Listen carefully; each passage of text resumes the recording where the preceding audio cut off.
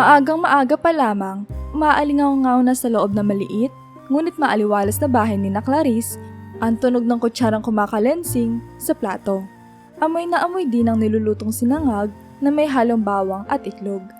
Sa kusina, abala ang nanay niyang si Aling Lita sa pagluluto habang ang bunsong kapatid niyang si Nico ay masayang nagkakalkal ng kanyang bag na puno ng laruan. "Clarice, gising ka na ba? Malilate ka sa eskwela kung hindi ka pababangon." Malakas sa tawag ni Aling Lita mula sa kusina habang hinahalo ang nilulutong itlog. "Oo, Nay, sandali lang," sagot ni Clarice mula sa maliit na kwarto nila sa taas. Kasabay nito ay madali ang pagbibihis niya ng uniforme. Kinuha niya ang kanyang bag, inayos ang buhok at mabilis na bumaba sa hagdan. Sa bawat hakbang niya, sumasalubong sa kanya ang nakakaaliw na amoy ng pagkain.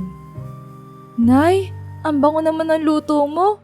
Sigurado ko mapaparami na naman ang kain ko nito," masiglang sabi ni Clarice habang inilapag ang bag sa upuan. "Alam ko naman paborito mo to, kaya sinipagan kong magluto," tugon ng kanyang ina habang nagmamadaling ilipat ang sinangag sa serving plate. "O Nico, tumigil ka muna dyan sa paglalaro at tumulong ka sa ate mo." Si Nico, na halos hindi pa nagbibihis ng kanyang pambahay na damit, ay agad na tumayo. "Ate, pwede ba akong sumama sa iyo sa school? Gusto ko rin makita kung anong ginagawa niyo doon," sabi ng bata habang hinahatid ang pinggan ng itlog sa mesa. Napangiti si Clarice at umupo na sa hapag. "Hindi pwede, bunso. Pero promise, pag uwi ko mamaya, tuturuan kita ng mga natutunan ko, ha?" Paliwanag ni Clarice, sabay hagod sa buhok ng kapatid. "Talaga? Totoo ba yan, ate?" Tanong ni Nico na may halong pananabik sa muka. "Oo naman, pero ikaw ha, magpakabait ka dito kay nanay at saka huwag ka magpapagulo." Biro niya habang kinikiliti ang bata. Tumawa si Nico ng malakas na puno ang maliit nilang kusina ng halakhakan. Habang kumakain, masayang nagkukwentuhan ng mag-iina. "Clarice, huwag mong kakalimutan dalhin tong baon mo, ha?" Paalala ni Aling Lita, sabay abot ng maliit na plastic container na may lamang adobo. "Wala akong sinasabing huwag ka nang kumain sa kantina, pero mas mabuti na yung sigurado na may makakain ka." "Nay, ang sweet mo naman, parang hindi ako paboritong anak," biro ni Clarice habang tinikman ang mainit na adobo. "Hoy, ako ang favorite ni nanay." Agad naman sumingit si Nico na ikinatawa nilang tatlo. Nang matapos silang kumain, nagmadaling magligpit si Clarice. "Nay, alis na ako. Baka malate pa ako sa first subject ko. Ikaw din, Nico, mag-ready ka na para sa araw mo." Paalam niya habang isinusuot ang bag sa likod. "Mag-ingat ka, anak. Text ka kung pauwi ka na para maihanda kong merienda mo," sabi ni Aling Lita, sabay yakap sa kanya. "Ate, huwag mong kalimutang turuan ako mamaya, ha?" Pahabol ni Nico habang kumakaway. "Oo na, promise. Bye-bye na," sagot ni Clarice, sabay ngiti.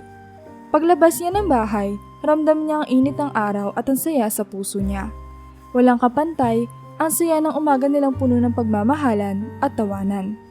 Habang umuusad ng klase, sinubukan ni Clarice na ituon ng kanyang isip sa lecture ng kanilang guro tungkol sa kasaysayan ng Pilipinas.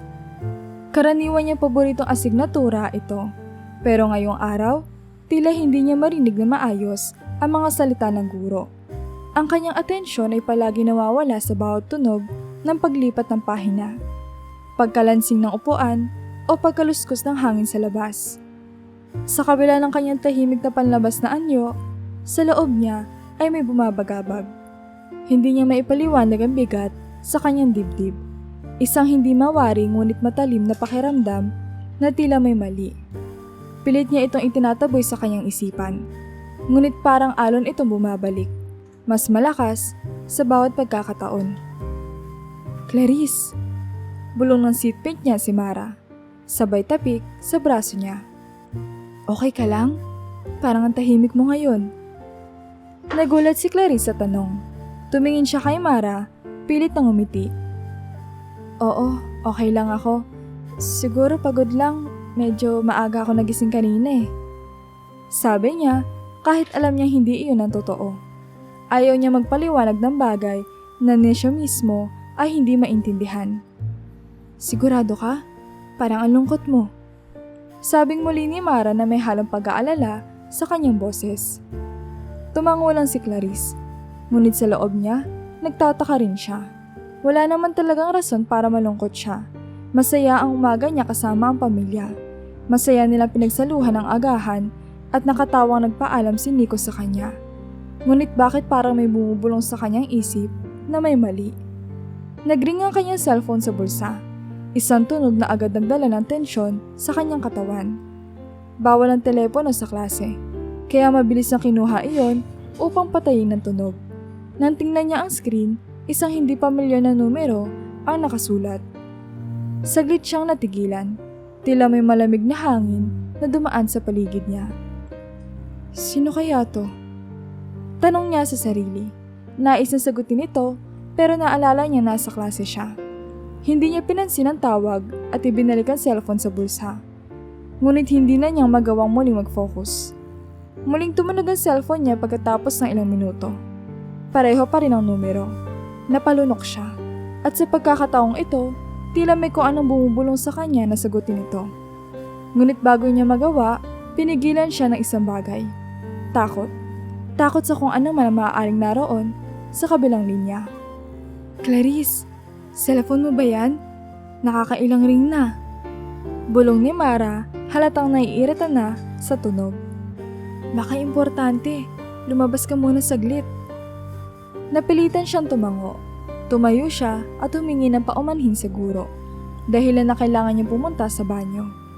Pagkalabas niya ng silid, tumigil siya sa gilid ng pasilyo at kinuha ang kanyang cellphone. Tinawagan niya ang numero, ngunit walang sumagot. Hindi niya alam kung dapat ba siya magpasalamat o mabahala. Habang nakatayo roon, naramdaman niyang unti-unti na gumagapang ang takot sa kanyang katawan. Tumitig siya sa bintana ng pasilyo, at sa di maipaliwanag na dahilan, tila ang hangin mismo ay bumigat. Sa kabila ng maliwanag na araw sa labas, parang may anino ng panganib na pumapalibot sa kanya. Huminga siya ng malalim at bumalik sa klase. Ngunit ang kabang bumabalot sa kanya ay tila hindi na mabura. Pakiramdam niya, isang bagay ang naghihintay at hindi niya alam kung kaya niyang harapin iyon. Pagod sa buong araw ng klase, hindi alintana ni Clarice ang init ng araw habang naglalakad pa uwi. Sa bawat hakbang papalapit sa kanilang bahay, iniisip niya ang mga ngiti ng kanyang nanay at ang masayahing boses ng bunsong kapatid niyang si Nico. Naaalala niya ang huli nilang tawanan kaninang umaga. Ngunit biglang nag-iba ang hangin. May naamoy siyang tila nasusunog. Isang kakaibang amoy na nagdala ng malamig na kilabot sa kanyang gulugod.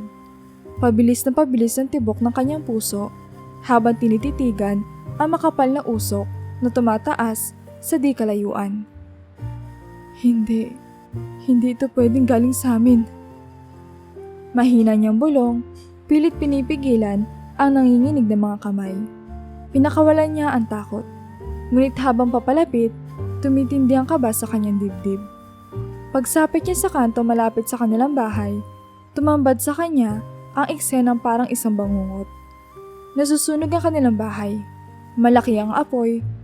Sumasabog ang mga baga at abo sa hangin. Mga tao sa paligid ang nagtitipon. Ang iba'y nanonood, ang iba'y tumutulong sa mga bumbero. Sigawan at iyakan ang bumalot sa lugar. Napahinto si Clarice. Natutulala habang pinagmamasdan ang nag-aalab na apoy na unti-unting nilalamon ang bawat piraso ng kanilang tahanan. Nanay! Nico! Napalakas ang sigaw niya. Hindi na alintana ang pagtingin ng mga tao sa kanya. Tumakbo siya papunta sa harap ng bahay nila. Ngunit sinalubong siya ng pulis na humarang sa daan. Miss, hindi ka pwedeng pumasok. Delikado ang lugar. Madingis sabi ng pulis habang hinahawakan ang kanyang braso. Hindi! Nandyan yung pamilya ko! Hindi niyo ba naiintindihan? Yung nanay ko, yung kapatid ko! Sigaw niya, pilit nagpupumiglas. Ang mga luha niya'y bumaha at nanginginig ang kanyang buong katawan sa takot at galit. Ang malamig na tingin ng pulis ay parang nagpapahiwatig ng mas masakit na katotohanan. Miss, ginawa namin ang lahat, pero wala na pong nakalabas mula sa loob. Bigla nanlambot ang tuhod ni Clarice. Para siya nawalan na lakas, napaluhod sa lupa habang humahagulgol. Hindi to totoo. Nanay ko, si Nico! Nanginginig ang kanyang boses habang paulit-ulit niyang binibigkas ang kanilang mga pangalan. Pilit nilalabanan ng bigat ng realidad na unti-unting pumipisil sa kanyang puso. Sa likod ng kanyang mga luha, naririnig niya ang bulong-bulungan ng mga tao sa paligid. Parang sinadya ang sunog. Walang makapagsabi kung sino ang gumawa. Bakit? Ang bait kaya ng pamilyang yun. Ang mga salitang ito ay parang kutsilyo na tumutusok sa kanyang dibdib. Tumayo siya ng dahan-dahan, namumugto ang mga mata, at naglakad papalapit sa mga abo ng kanilang tahanan. Ngunit muli siyang pinigilan ng pulis. Miss, pasensya na, pero hindi pwedeng lumapit. Nag-iimbestiga na ang mga bumbero. Sabi nito. Naiwan sila. Iniwan ko sila kaninang umaga. Masaya pa kami. Umiiyak na sinabi niya, habang ang mundo niya ay tuluyang nagkawatak-watak. Ang masayang tahanan na iniwan niya kaninang umaga ay ngayon isa ng abo, at ang pamilya niya, ang nag-iisang yaman niya sa mundo, ay naglaho na sa isang iglap. Habang nakaluhod si Clarice sa basang lupa sa harap ng kanilang nasunog na bahay, hindi pa rin siya makapaniwala sa nangyari. Ang apoy ay matagal nang napawi, ngunit ang usok at amoy ng sinunog na kahoy ay nanatili sa paligid, nag-iiwan ng masakit na paalala sa trahedya. Ang mga pulis at bombero ang nagkalat sa lugar, abala sa kanilang gawain, habang ang mga kapitbahay ay nakatayo sa malayo, pinapanood ang pagkawasak ng lahat ng meron siya. Isang pulis ang lumapit sa kanya, nakasuot ng uniformeng puno ng alikabok. Miss, ikaw ba ang nakatira dito? Tanong nito, maingat ang tono. Tumango si Clarice. Ang luha ay patuloy na umaagos mula sa kanyang mga mata. Opo. Nandito po yung nanay ko at kapatid ko. Ano po bang nangyari? Sino ang gumawa nito? Pilit niya kinakalma ang boses niya, ngunit halata ang panginginig nito. Napabuntong hininga ang pulis at tiningnan ang clipboard sa kanyang kamay. Sa ngayon wala po kaming tiyak na impormasyon. Ang sunog ay mukhang sinadya, base sa mga bakas ng gasolina na natagpuan namin malapit sa likod ng bahay. Pero wala pang testigo na makakapagsabi kung sino ang responsable. Parang binuhusan ng malamig na tubig si Clarice. Sinadya? Pero bakit? Sino ang gagawa nito sa kanila? Ano bang kasalanan ng pamilya namin? Ang galit at sakit ay halata sa kanyang boses. Halos hindi siya makahinga habang iniisip ang posibilidad na ang trahedya ay binalak ng isang tao. Miss, sabi ng pulis bahagyang yumuko upang makita ang kanyang muka. Pasensya ka na, pero kailangan naming iproseso pa ang investigasyon. Gagawin namin ang lahat ng makakaya namin para malaman kung sino ang may sala. Napailing si Clarice. Lahat ng makakaya? Paano kung wala kayong makita? Paano kung hindi niyo sila mahuli? Paano naman ang hustisya para sa nanay ko at sa kapatid ko? Ang boses niya ay mas tumindi. Halos sumisigaw na. Sila na nga nawala, tapos ganito pa? Walang masabi ang pulis. Tinapik na lang niya ang balikat ni Clarice bilang sagot bago bumalik sa kanyang mga kasama. Naiwan si Clarice sa lupa, nakatingin sa guho ng kanilang bahay na ngayon ay tinatabunan ng abo at tubig mula sa bumbero. Ang mga alaala ng masayang umaga kanina ay parang isang malupit na biro ng tadhana. Habang unti-unting nauubos sa mga tao sa paligid, naramdaman ni Clarice ang bigat ng kawalan. Muli niya sinubukan lumapit sa isang grupo ng pulis na nag-uusap sa gilid. Sir, wala ba kayong nakita? Kahit ano? Kahit maliit na bakas? Kahit sino nakakaibang tao sa paligid?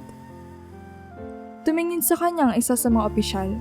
Mukhang pagod na. Miss, walang nakakita sa nangyari. Ang sunog ay mabilis na kumalat at halos wala na ring natira sa bahay. Titiyakin namin na mag-iimbestiga kami. Pero sa ngayon, wala pa kaming sagot. Ang mga salitang iyon ay parang punyal na tumama sa puso ni Clarice. Napaupo siya sa gilid ng kalsada, hawak ang kanyang ulo. Tumingin siya sa kalangitan na unti-unting dinidiliman ng gabi. At sa unang pagkakataon, naramdaman niyang lubos siyang nag-iisa. Nay? Nico?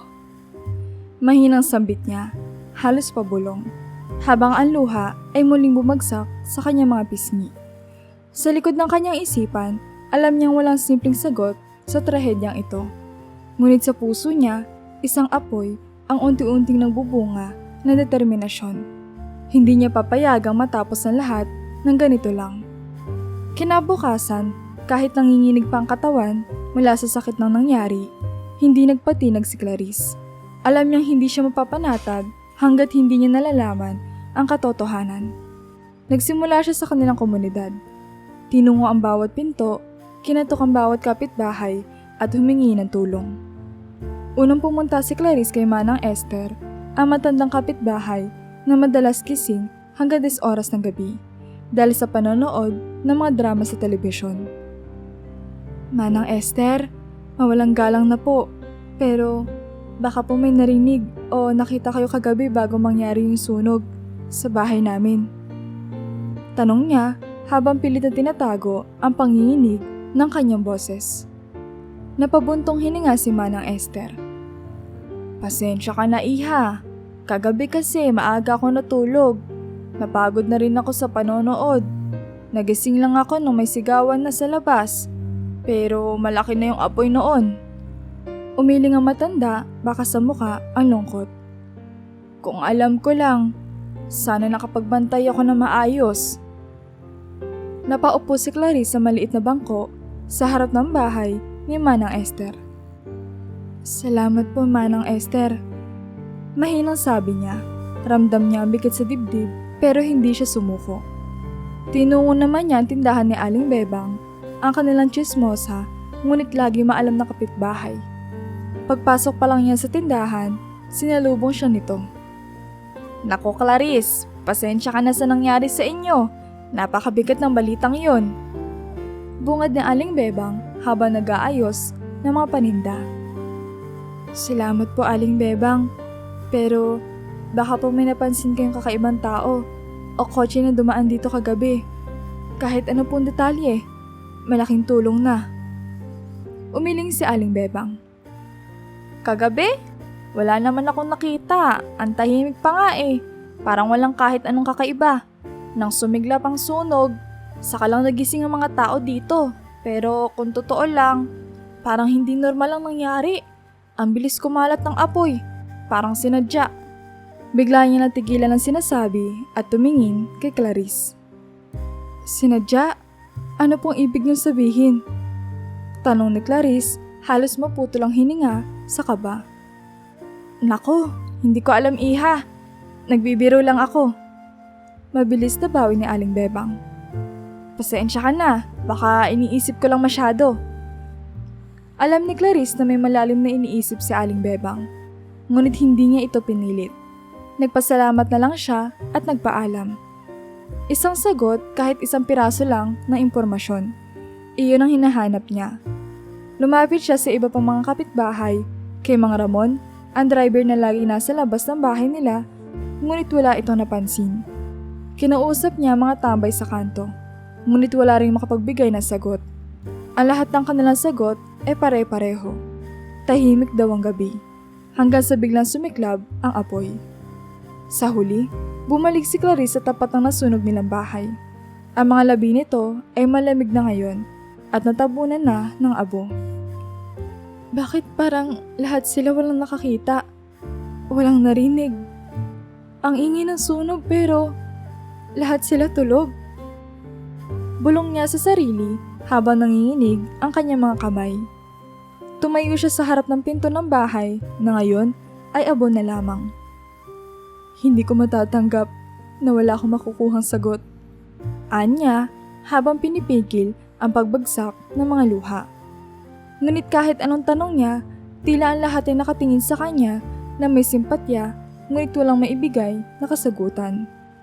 Sa bawat pag-ikot niya sa lugar, isang tanong ang paulit-ulit na bumabagabag sa kanyang isipan. Bakit walang nakapansin? Parang ayaw ng mga tao na magsalita. Sa ilalim ng madilim na langit, bumalik si Clarice sa lugar na minsan niyang tinawag na tahanan.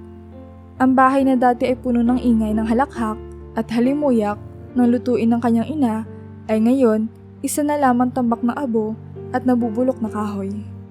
Sa kabila ng ulan na unti-unting bumubuhos, naramdaman niya ang bigat ng init na tila nanatili sa hangin. Hindi alintana ang dumi at lamig. Lumuhod siya sa harap ng guho. Nasaan na kayo, Nay? Nico. Bulong niya habang nanginginig ang kanyang kamay.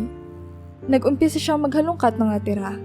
Umaasa makakakita ng kahit anong makakapagbigay liwanag kung ano ang nangyari. Ang bawat piraso ng kahoy na hinahawi niya ay parang tinik na tumutusok sa kanyang puso.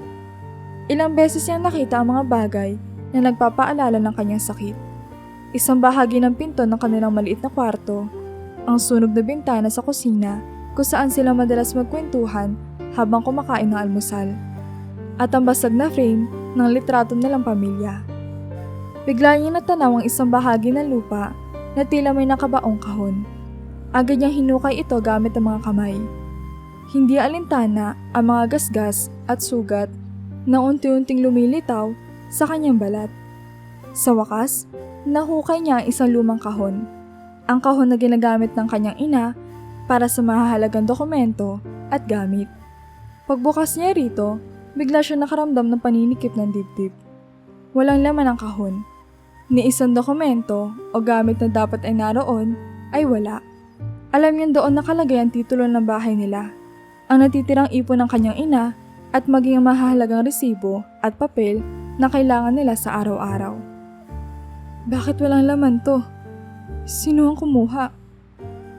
Tanong niya sa sarili habang pinipigilan ang panginginig ng kanyang mga kamay. Ang laman ng kahon ang sana'y magbibigay liwanag sa sitwasyon. Ngunit maging iyon ay naglaho.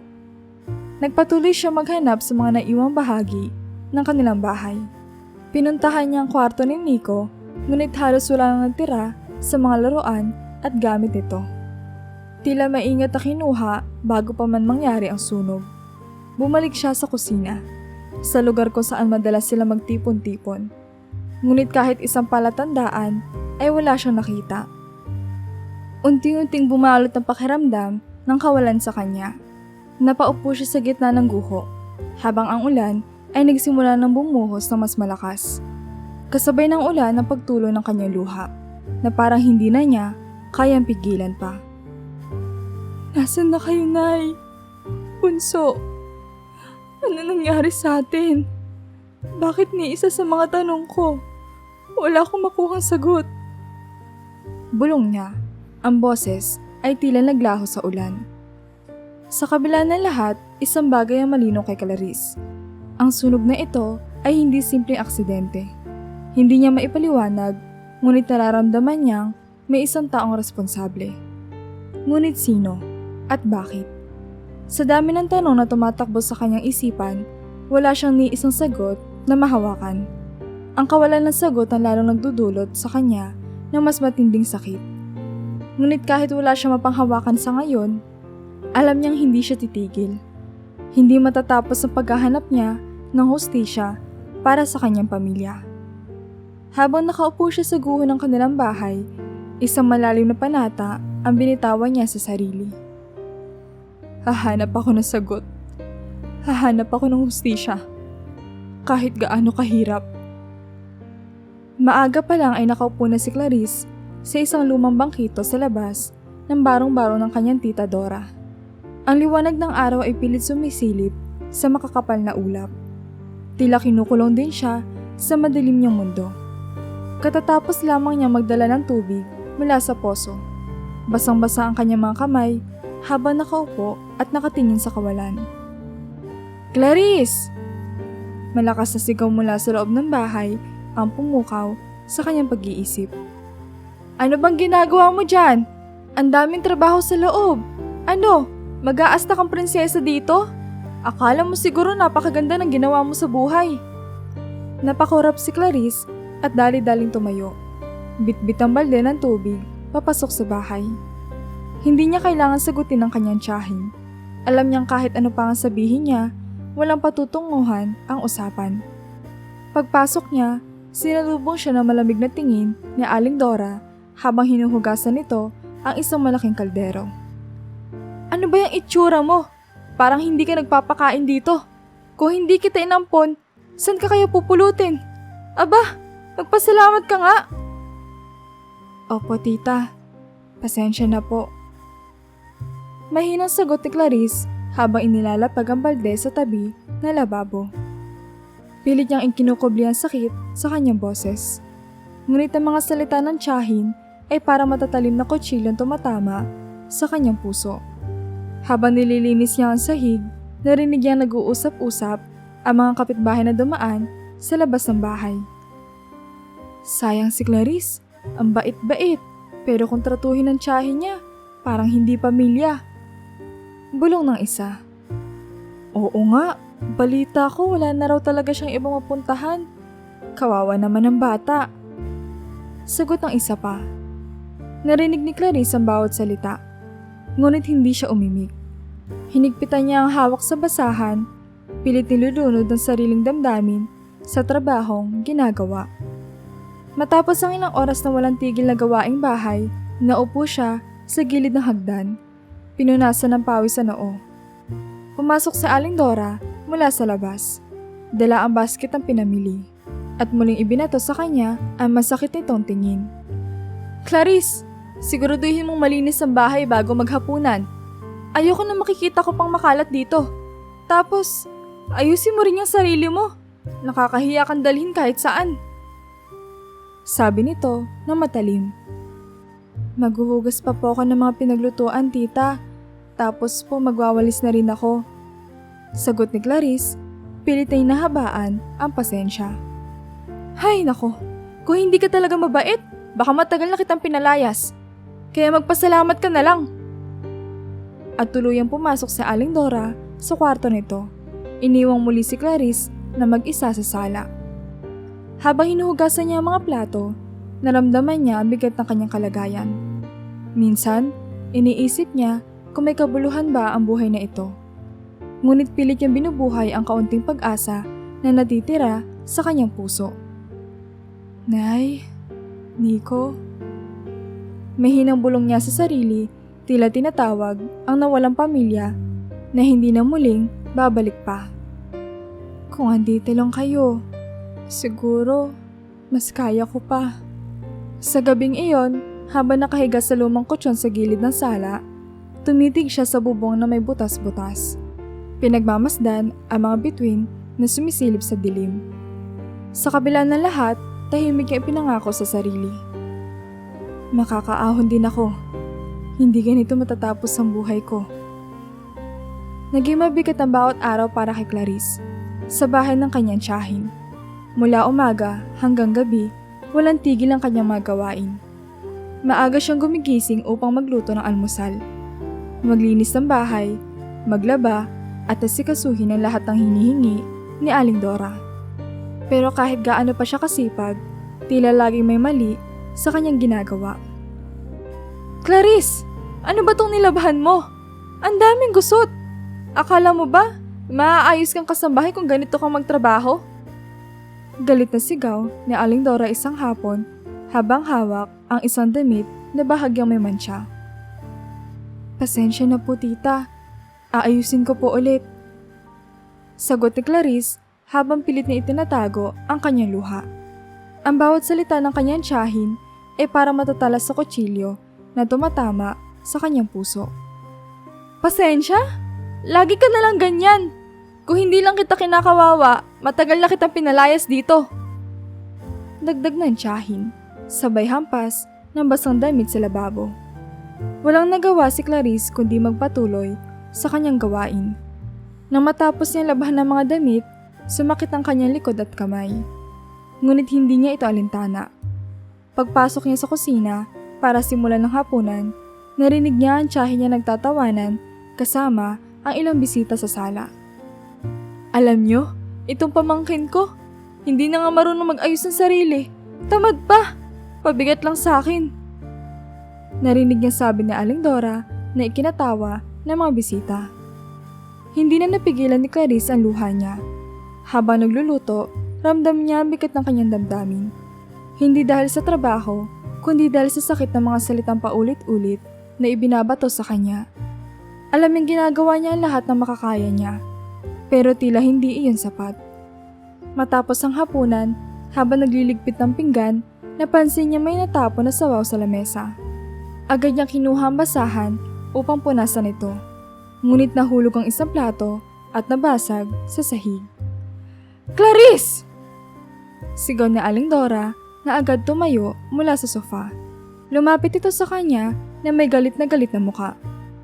Hindi ka na nga marunong magtrabaho, perwisyo ka pa. Ang dami-dami ko ng gastos dahil sa'yo. Pasensya na po, tita. Hindi ko po sinasadya. Sagot ni Clarice habang yumuko upang pulutin ang mga basag na piraso. Hindi sinasadya! Lahat na lang ba ng mali mo ganun ang dahilan? Siguro, mas mabuti pa kung umalis ka na dito, Clarice. Napakawalang kwenta mo! Galit na sigaw ng kanyang tiyahin. Natahimik si Clarice. Alam niyang hindi siya pwedeng sumagot. Sa halip, tumango siya at patuloy na nilinis ang mga basag. Ngunit sa kaloob-looban niya, naramdaman niya ang nagbabadyang pagputok ng damdamin. Napagod na siyang magpakumbaba. Napagod na siyang tanggapin ang lahat ng insulto. Habang nakahiga siya sa sahig na may manipis na banig bilang higaan, nakatingin siya sa bubong at muling naalala ang masaya nilang tahanan noon. Ang mga ngiti ng kanyang ina, ang tawa ni Nico at ang init ng pagmamahal na ngayon ay tila isang malabong panaginip na lang. Sa ilalim ng dilim ng gabi, tumulo ang luha niya. Ngunit kasabay nito ay ang pagtatanim ng pangakong isang araw ay makakawala siya sa impyernong kinalalagyan niya ngayon. Walang makakabali sa akin. Mahinang bulong niya sa sarili, kahit paramdam niya ang kirot sa kanyang puso. Isang araw, balang araw, babangon ako, kahit gaano kahirap. Pagod na si Clarice matapos ang maghapong trabaho sa bahay ni Aling Dora at sa paglilinis ng 3 bahay sa kapitbahayan. Halos wala na laman ang sikmura niya. Ngunit nagtsatsaga siya sa malamig na kape at tirang pandesal na binili niya gamit ang maliit na kita sa kanyang sideline bilang kasambahay. Pagka-uwi niya, sumalubong agad ang mabagsik na boses ng kanyang tiyahin. Clarice! Bakit ngayon ka lang? Aba, kala mo ba libre ang pagtira mo dito? Sigaw ni Aling Dora mula sa sala habang nanonood ng teleserye. Tingnan mo nga itong mga pinggan. Ang dami na nakatambak. Anong klaseng tao ka? Hindi ka marunong umuwi ng maaga. Hinubad ni Clarice ang kanyang basang tsinelas at marahang tumugon. Pilit na nagpapakumbaba. Pasensya na po, tita. Dumaan po kasi ako sa palengke para bumili ng tinapay. Maghuhugas na po ako ngayon. Pasensya? Anong silbi ng pasensya mo? Hindi ko pwedeng kainin ang pasensya mo, Clarice. Sagot ng tiyahin niya na puno ng galit. Tumayo pa ito at tinuro sa kanya ang lababo na puno ng pinggan. Kapag hindi mo natapos yan bago maghapunan, malilintikan ka talaga sa akin. Walang reklamo si Clarice. Kahit na pagod na ang kanyang katawan, pinilit niyang tapusin ang gawain, habang ang tiyahin niya ay patuloy na nagdadakdak tungkol sa pagiging pabigat niya. Habang iniisa-isa niya ang mga pinggan, naramdaman niya ang luha na unti-unting bumabagsak sa kanyang pisngi. Hindi niya na mapigilan. Pagkatapos maghugas, umupo siya sa gilid ng hagdan. Hawak ang kanyang bag na may laman ng mga ipon niyang barya.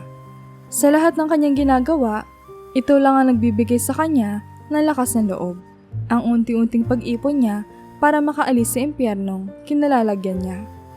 Habang nakaupo, dumaan ang isa sa mga kapitbahay nila, si Ate Elsa, na palagi nagbibigay ng ngiti sa kanya kahit sa mahirap na araw.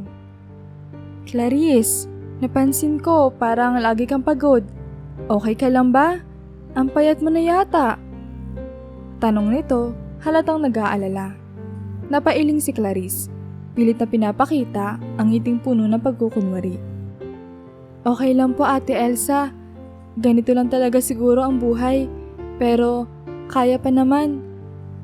Hindi sumagot si Ate Elsa, ngunit umupo ito sa tabi niya. "Alam mo, Clarice, ang sipag mo, pero hindi mo deserve ang ganitong buhay. Hindi ka basahan, hindi mo kailangan tiisin ang lahat ng to." Napabuntong hininga si Clarice at sa unang pagkakataon ay nagsalita mula sa puso niya. "Ate, minsan iniisip ko rin po kung hanggang kailan ko kaya. Pero wala po kasi akong ibang mapupuntahan. Wala na rin akong pamilya. Pero balang araw, gusto kong makaalis dito. Makapag-umpisa ulit kahit gaano kahirap." Hinawakan ni Ate Elsa ang balikat niya. "Alam mo, Clarice, ang lakas mo. Kung ako nasa sitwasyon mo, baka matagal na akong bumigay. Pero tandaan mo, kung may kailangan ka, kahit kaunting tulong, nandito lang kami." Napaluha ulit si Clarice, ngunit sa pagkakataong ito, may halong pasasalamat ang kanyang naramdaman. "Salamat po, ate. Salamat sa pag-intindi." Nang gabing iyon, habang nakahiga siya sa malamig na sahig sa sulok ng bahay ng kanyang tiyahin, muling humawak si Clarice sa maliit niyang bag ng barya. "Kaya ko to." Bulong niya sa sarili, puno ng pangako. "Para sa kanila, para sa nanay ko, para kay Nico. Lalaban ako." Tahimik ang gabi, pero ang puso ni Clarice ay nag-uumapaw sa kaba. Nakatayo siya sa madilim na kusina, hawak ang basang-basahan na hindi pa niya natatapos bigain. Sa kabila ng ingay ng kuliglig sa labas, naririnig niya ang boses ni Aling Dora mula sa kabilang kwarto. Galit at tila walang pakialam kung may makakarinig sa kanyang sinasabi. "Alam mo, kung hindi dahil sa awa ko sa batang yon, matagal na siyang palaboy. Ano bang silbi niya dito? Wala naman siyang ginawa kundi dagdagan ng mga problema ko." Ang marahas sa tono ni Aling Dora habang kausap ang isang kaibigan sa telepono. Napahinto si Clarice. Pakiramdam niya'y pinupunit ang kanyang puso ng bawat salitang naririnig niya. Ang bigat ng mga salitang iyon ay parang nagpapatunay na wala siyang halaga sa bahay na iyon. Huminga siya ng malalim at sinubukang pigilan ang mga luha. Ngunit hindi niya mapigil ang sakit na nararamdaman. Hindi na niya kayang magtiis. Tumayo siya sa gilid ng lababo at tumingin sa bintana. Kailangan may magbago. Kailangan niya makaalis. Ngunit paano? Wala siyang pera, wala siyang tiyak na pupuntahan, pero ang pagtitiis sa ganitong sitwasyon ay mas mahirap kaysa sa hindi alam kung ano ang mangyayari. Habang tahimik niyang iniisip ang lahat, lumapit siya sa kanyang maliit na bag na nakasabit sa pinto. Kinuha niya ito at sinimulang mag-impake. Isang manipis na blusa, ang kanyang luma, ngunit mahalagang larawan ng kanyang pamilya at ilang barya, iyon lang ang kayang dalhin ng kanyang maliit na bag. Nang matapos siya, tumayo siya sa tabi ng pintuan. Hinawakan ng malamig na seradura at huminga na malalim. Alam niyang pag binuksan niya ito, walang balikan. Ngunit sa kabila ng takot, mas malakas ang kagustuhan niya makalaya. Maingat niyang pinihit ang doorknob. Iniiwasan ang kahit anong ingay at dahan-dahan lumabas ng bahay. Sa labas, malamig ang simoy ng hangin at tahimik ang paligid. Ang ilaw mula sa kalye ay naglalaro sa kanyang mga anino. Habang naglalakad siya palayo, hindi lumilingon. Sa bawat hakbang, ramdam niya ang pagkalayo niya sa mapait na buhay na iyon. Ngunit kasabay ng bawat hakbang ay ang tanong, saan siya pupunta? Paano siya magsisimula? Habang naglalakad siya sa madilim na kalsada, naramdaman niya ang gutom at pagod na unti-unting bumibigat sa kanyang katawan.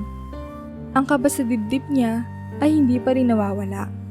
Ngunit nananatili ang kanyang pag-asa. Tumingala siya sa langit, tila humihiling ng kahit anong gabay. Nay, Nico, tulungan niyo po ako. Bulong niya, ang mga matay naglalambong sa luha. Patuloy siya naglakad, tinataka ang daan na wala siyang ideya kung saan patungo. Ngunit sa kanyang puso, isang bagay ang malinaw. Hinding-hindi na siya babalik. Habang naglalakad si Clarice sa gilid na madilim at maputik na kalsada, ramdam niya ang bigat ng bawat hakbang. Ang pagod mula sa ilang oras na paglalakad at ang gutom na matagal na niyang tinitiis ay nagpapahina sa kanya. Ang hangin ng gabi ay malamig at ang manipis niyang jacket ay halos walang naitutulong para labanan ang ginaw. Sa kawalan ng pag-asa, napatingin siya sa kalsada na marinig niya ang tunog ng paparating na sasakyan. Napakabilis ng takbo nito, ngunit bigla itong huminto ilang metro mula sa kanya. Nagliwanag ang lugar dahil sa headlights ng itim na sasakyan at naramdaman niya ang kakaibang kaba. Bumukas ang pinto at mula roon ay lumabas ang isang binatilyo.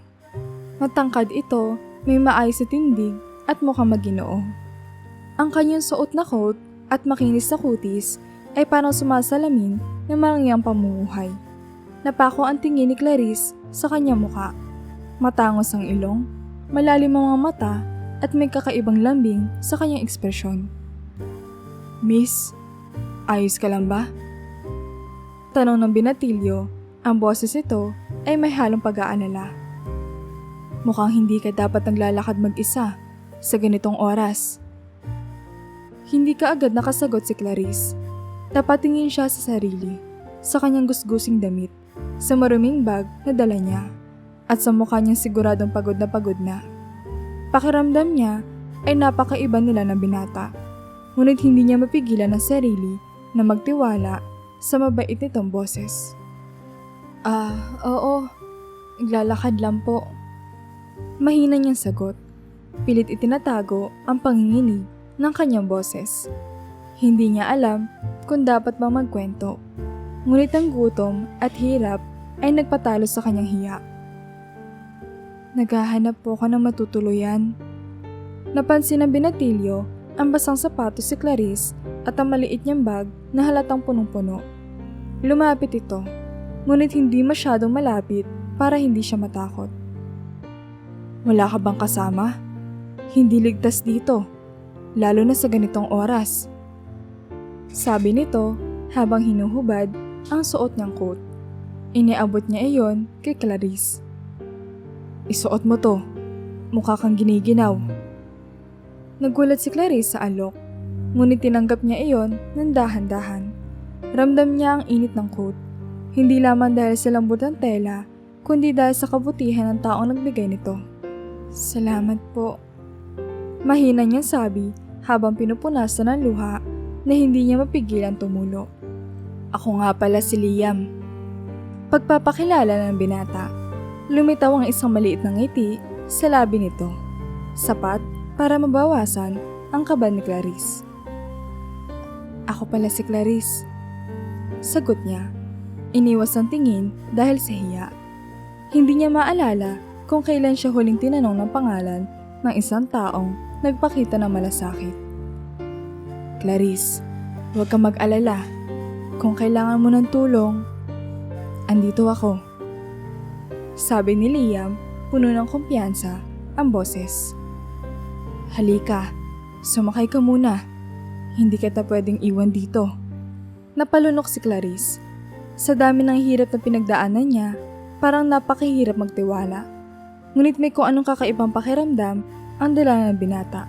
Isang uri ng katiwasayan na hindi niya naranasan sa napakatagal na panahon. Tumango siya ng mahina, sabay sumama kay Liam, papasok sa kotse. Habang nasa loob ng sasakyan, hindi mapigilan ni Clarice ang mapatingin sa binata. Sa kanyang isipan, nagtatanong siya. Sino ba siya? Bakit parang handa siyang tumulong sa isang taong tulad ko. Ngunit kasabay ng tanong na iyon, naramdaman niya ang kaunting liwanag na bumabalot sa kanyang puso. Isang simula na maaaring magbago sa kanyang kwento. Kinabukasan, matapos tulungan ni Liam si Clarice, nagising siya sa amoy ng mainit na tsokolate at tinapay na bagong luto. Bumangon si Clarice mula sa malambot na kama na inakala niyang panaginip lang kagabi. Hindi pa rin siya makapaniwala na nandun siya sa isang lugar na ligtas at komportable.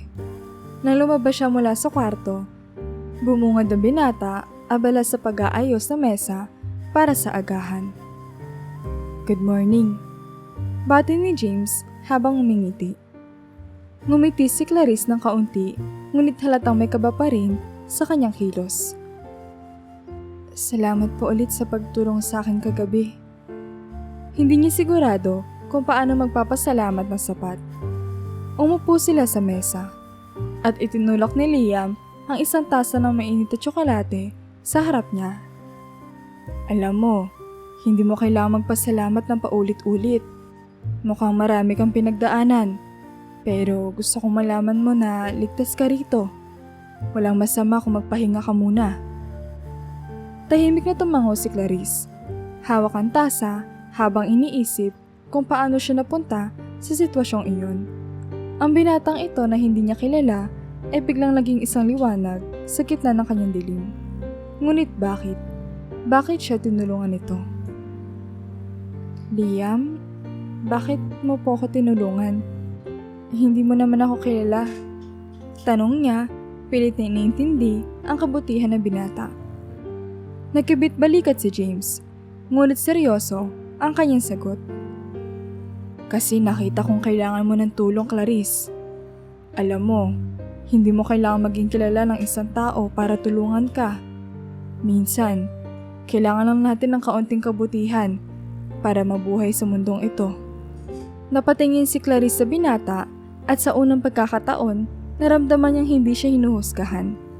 Hindi siya pinipilit magsalita tungkol sa kanyang nakaraan at ramdam niya ang sinseridad ng bawat salita ni Liam. "Ang ganda naman ng prinsipyo mo," mahinang sabi niya, ngunit may bahagyang ngiti sa kanyang labi. "Salamat, pero hindi ako perpekto."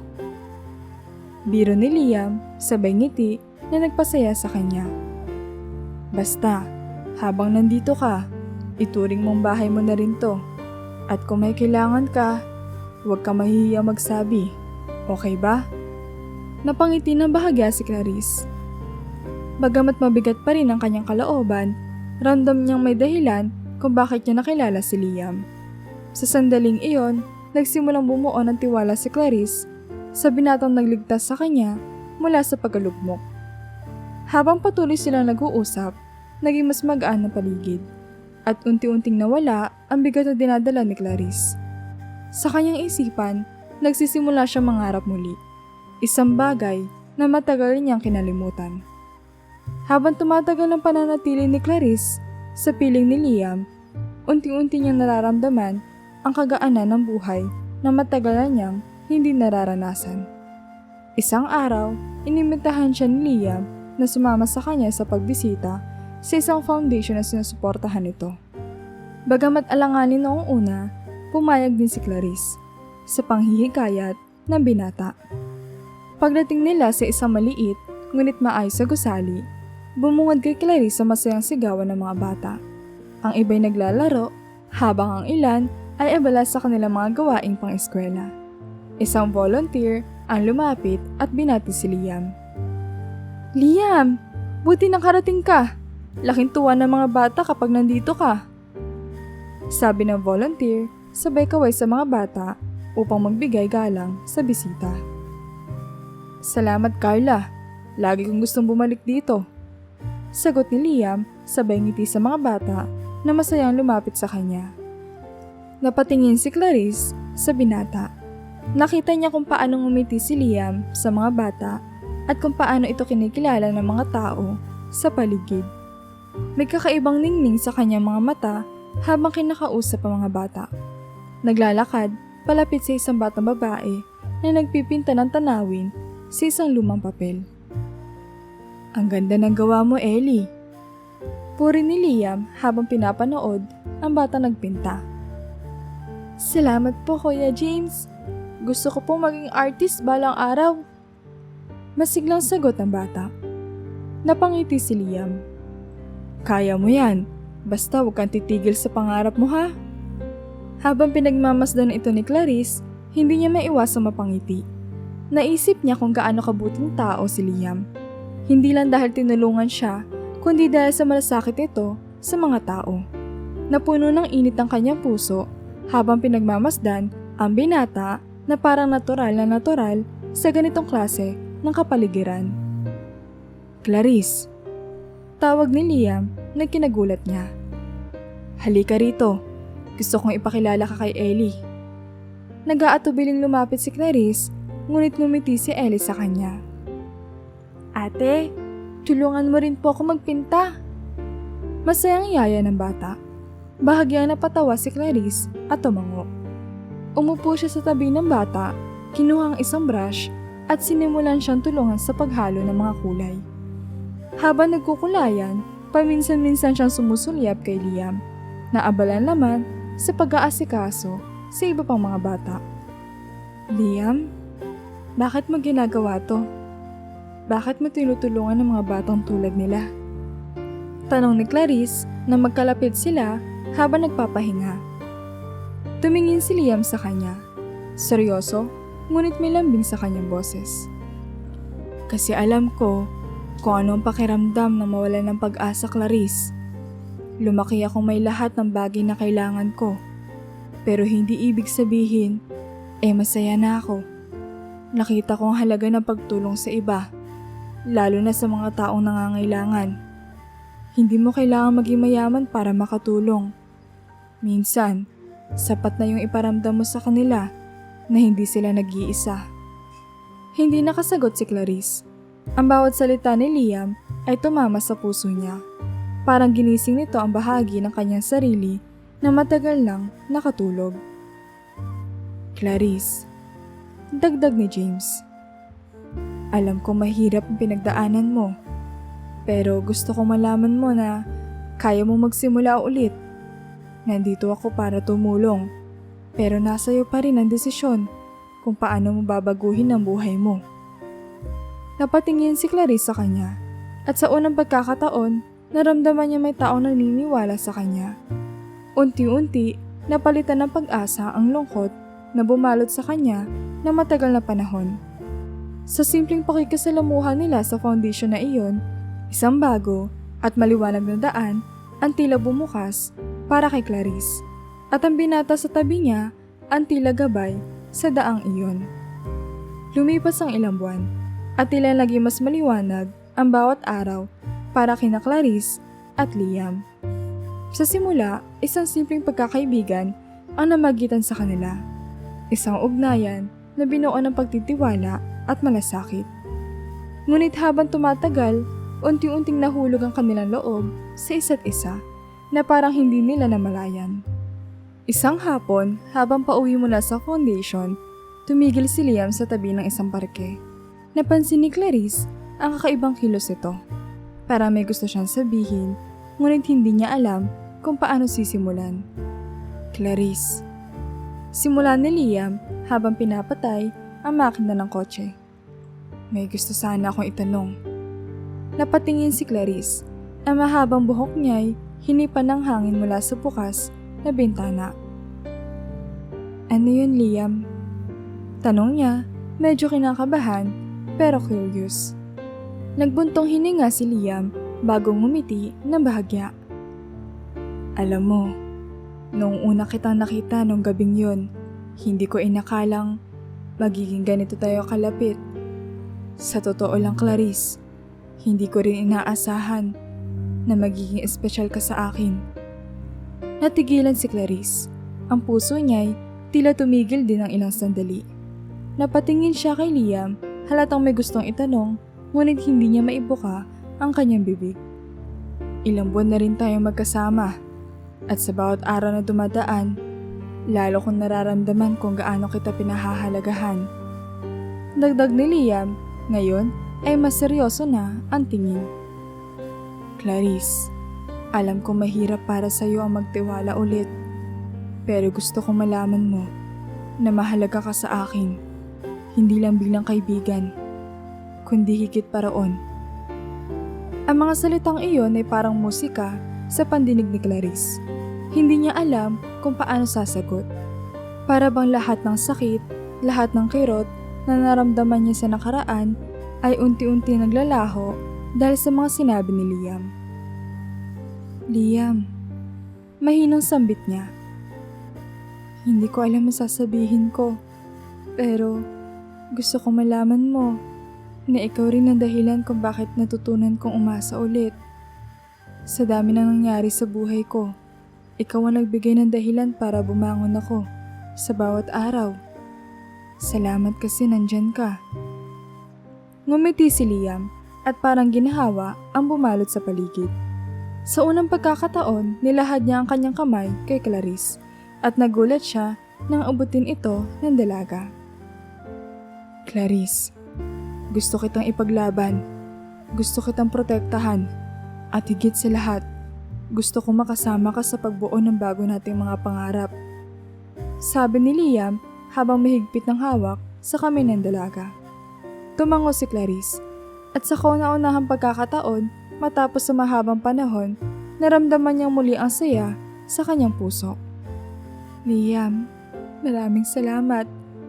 Hindi ko alam kung ano ang naghihintay sa atin, pero gusto ko rin subukan. Nakasama ka. Sa gabi na iyon, habang pinapanood nila ang papalubog na araw sa parke, isang bagong yugto ng kanilang buhay ang nagsimula. Hindi na bilang magkaibigan, kundi bilang dalawang taong natutong magmahal muli sa kabila ng kanilang mga sugat sa nakaraan.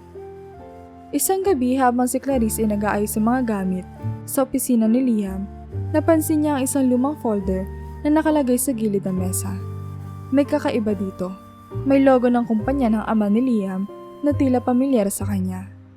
Hinaplos niya ang embossed na logo sa harap ng folder. Pilit na inaalala kung saan niya ito nakita. Hindi mapigilan ang kanyang pag-usisa. Binuksan niya ang folder. Ang unang dokumento ay isang listahan ng mga empleyado mula sa nakaraang dekada. At sa gitna ng pahina ay napansin niya ang isang pangalang hindi nawala sa kanyang isipan. Rolando R. Cruz, ang kanyang ama. Natigilan si Clarice. Ang mga daliri niya ay bahagyang nanginginig habang hawak ang papel. Bakit nandito ang pangalan ni Papa? Tanong niya sa sarili. Sa ibaba ng pahina, may nakasaad na detalye ng posisyon ng kanyang ama bilang driver at ang petsa ng kanyang huling araw sa trabaho. Ang petsa ay tumugma sa linggo bago ang sunog na kinuha ang kanyang pamilya. Habang binabasa niya ang ibang mga papeles, natagpuan niya ang isang memo na mula mismo kay Ricardo, ang ama ni Liam. Bagamat mahirap intindihin ang buong konteksto, may mga salitang tumatak sa kanya. Siguraduhin walang makakalabas na impormasyon. Ayusin ito agad. Natigilan si Clarice. Parang nabuhusan ng malamig na tubig. Bumalik sa kanyang alaala ang araw ng sunog. Ang kakaibang tahimik na reaksyon ng mga tao sa paligid nila. Ang mga otoridad na walang maibigay na malinaw na sagot. Habang hawak pa rin ang dokumento, narinig niya ang boses ni Liam mula sa likuran.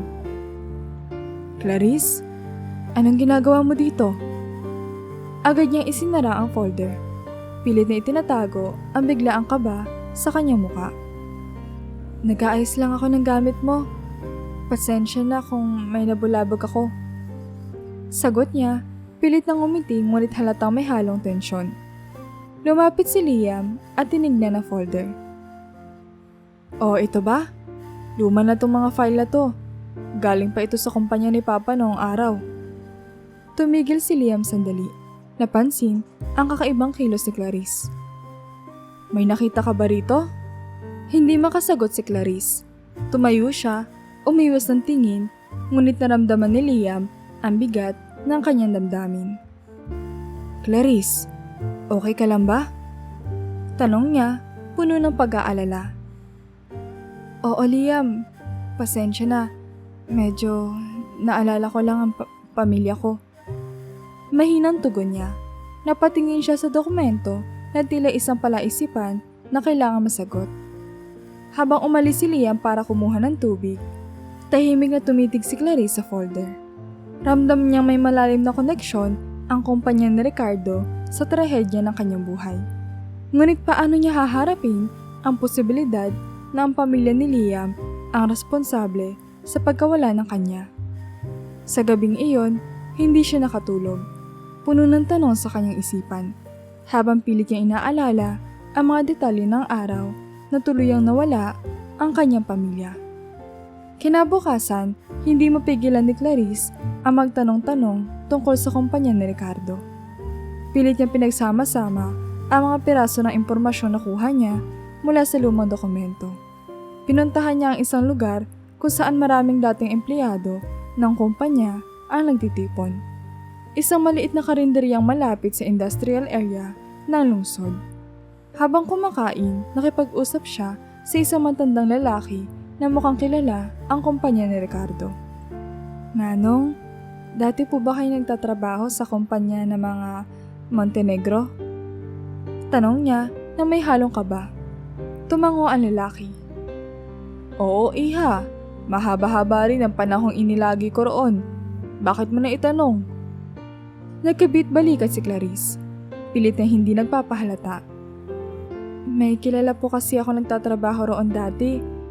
Rolando Cruz po ang pangalan niya. Driver po siya. Napatigil ang matanda sa pagkain. Rolando Cruz? Oo, kilala ko yun. Masipag na tao. Lagi ko nakikita sa opisina noon. Pero bigla na lang nawala. Hindi ko alam kung bakit.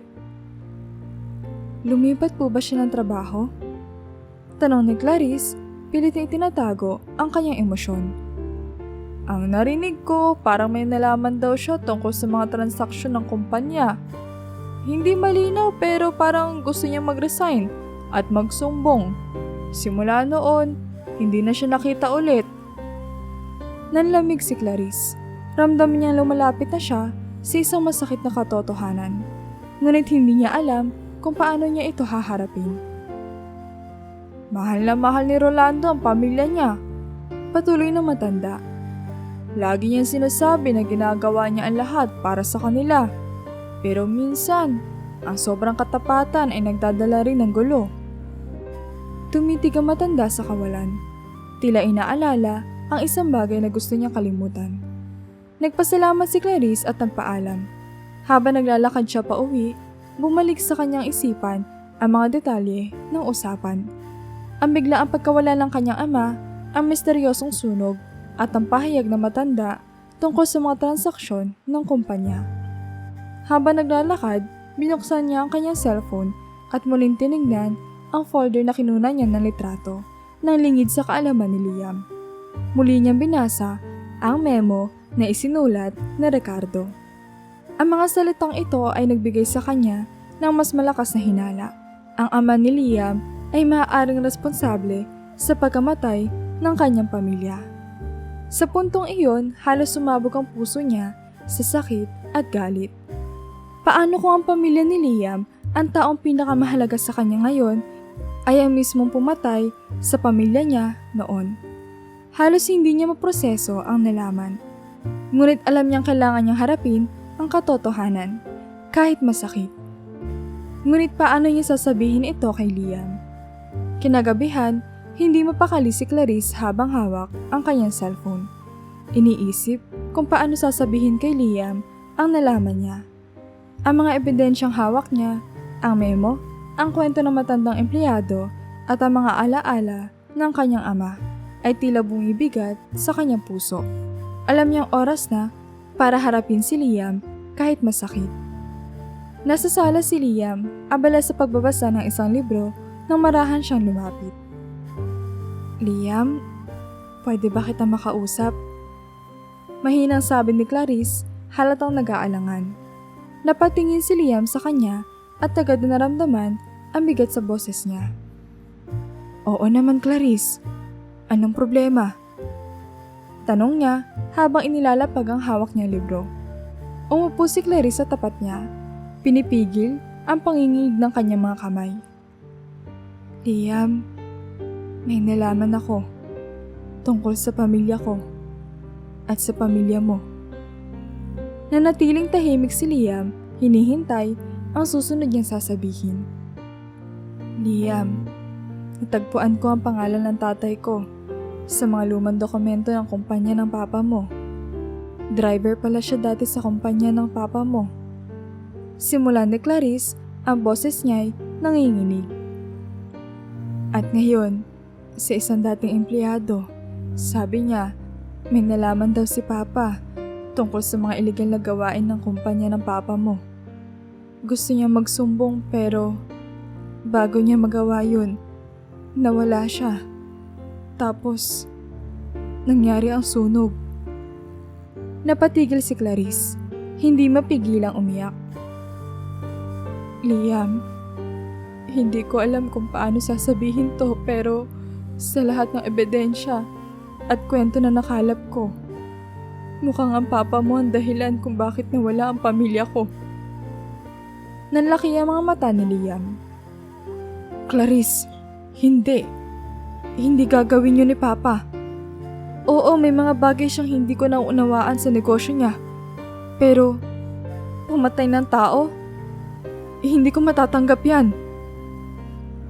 Tingnan mo to, sabi ni Clarice habang inilabas ang mga litrato ng dokumento mula sa kanyang cellphone. May memo siya na nagsasabing siguraduhin walang makakalabas na impormasyon.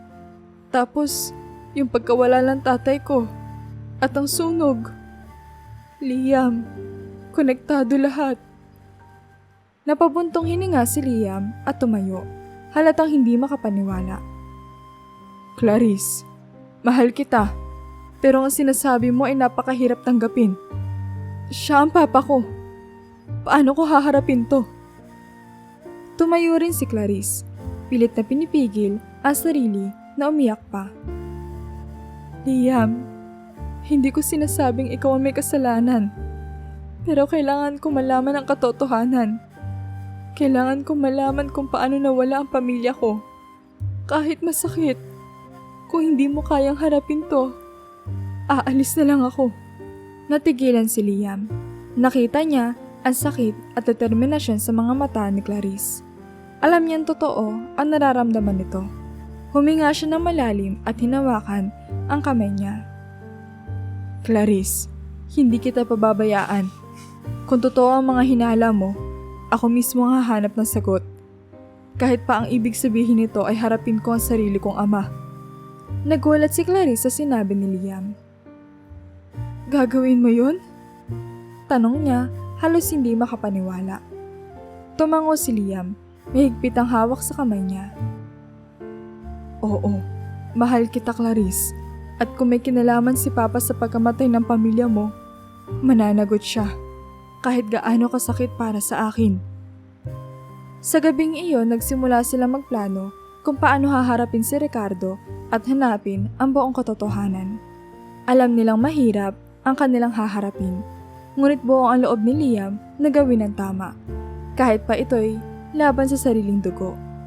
Matapos ang ilang linggo ng pagsisiyasat, natuklasan ni Liam at Clarice ang buong katotohanan. Lahat ng ebidensya ay napatunayang totoo. Masakit para kay Liam ang matuklasan na ang sariling ama niya ang nasa likod ng trahedya. Ngunit buong ang loob niyang gawin ang tama. Sa harap ng korte, hindi man direktang umamin si Ricardo, ang mga dokumento at testimonya ay sapat na upang maitulak ang kaso, pasulong.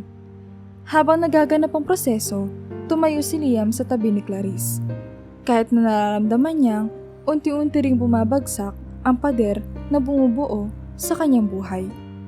Pagkatapos ng huling pagdinig, tumingin si Liam kay Clarice, na ngayon ay malalim ang iniisip habang nakaupo sa gilid ng courthouse. Clarice, mahina niyang sabi, alam kong hindi madaling kalimutan ang ginawa ng pamilya ko sa'yo. Pero gusto kong malaman mo na ginawa ko to dahil mahal kita. Tumingin si Clarice sa kanya, ang mga matay puno ng emosyon. Liam, hindi ko alam kung anong mangyayari sa atin mula rito. Masakit pa rin. Pero salamat. Salamat dahil pinili mong gawin ang tama. Tumango si Liam. Alam niya hindi lahat ng sugat ay kayang hilumin ng oras. Ano man ang desisyon mo, andito lang ako. Hindi ko alam kung mapapatawad mo ang pamilya ko. Pero umaasa ako mapapatawad mo ako balang araw. Hindi sumagot si Clarice. Sa halip, tumingin siya sa malayo, sa abalang kalsada sa labas ng korte. Sa kabila ng kirot at lungkot, naramdaman niyang unti-unti na siya nakakahinga muli, na parang ang buhay niya sa kabila ng lahat ay may bagong simula. Habang magkatabi silang nakaupo, walang katiyakan ang kanilang kinabukasan. Ngunit sa katahimikan ng sandaling iyon, alam nilang pareho na ginawa nila ang tama. At iyon ang mahalaga.